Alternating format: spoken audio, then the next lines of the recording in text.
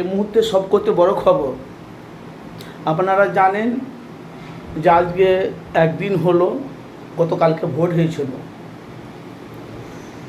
তো 294টে সিট বাংলাতে আপনারা জানেন। আমি বিশেষ করে ফুরফুরা শরীফের কথা বলছি। জাঙ্গিপাড়া ফুরফুরা শরীফের নতুন বাড়ি বীরজাদা তোহা সিদ্দিকীকে আপনারা চেনেন। আপনারা পশ্চিমবাংলার মানুষ আনাচে কানাচে সবাই জানে। নওশাদ সিদ্দিকী, আব্বাস সিদ্দিকী এখন নিজের চাচা।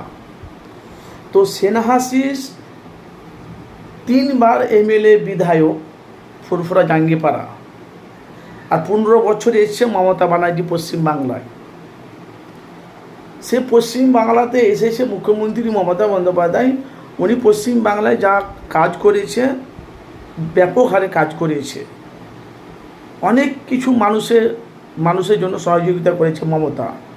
ফুরফুরা শরীফের যিনি জাঙ্গিপাড়ার এমএলএ বিধায়ক সেনাশিস তোহা সিদ্দিকী নিজে বলছে এত এত টাকা পাচ্ছে। উনি কিন্তু ফুরফুরা শরীফে সব মানে কোনো সংখ্যার টাকা দেখতে পাইছি না। হয়তো লক্ষ লক্ষ টাকা আসে, হয়তো 5 লাখ এটা সেটা বিভিন্ন রকম কম বেশি টাকা খরচা করে। 2026-এ বিধানসভা ভোটে জাঙ্গিপাড়ার মানুষ ওনাকে মেনে নিচ্ছে না। ভাই আমার কথা নয়, এটা হলো আমার কথা না। কেন আপনারা জানেন যে রাজনীতি নিয়ে আমি মানুষের কাছে ন্যায়ের কথা বলি, হকের কথা বলি, সত্যটা মানুষের কাছে আমি তুলে ধরি। আমার কাজ হলো কেন আপনারা জানেন ভোট হয়ে গেছে। 4 তারিখে ভোট, না 4 তারিখে ভোট গণনা হবে।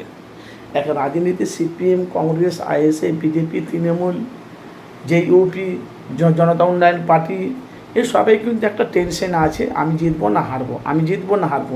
বিশেষ করে হলো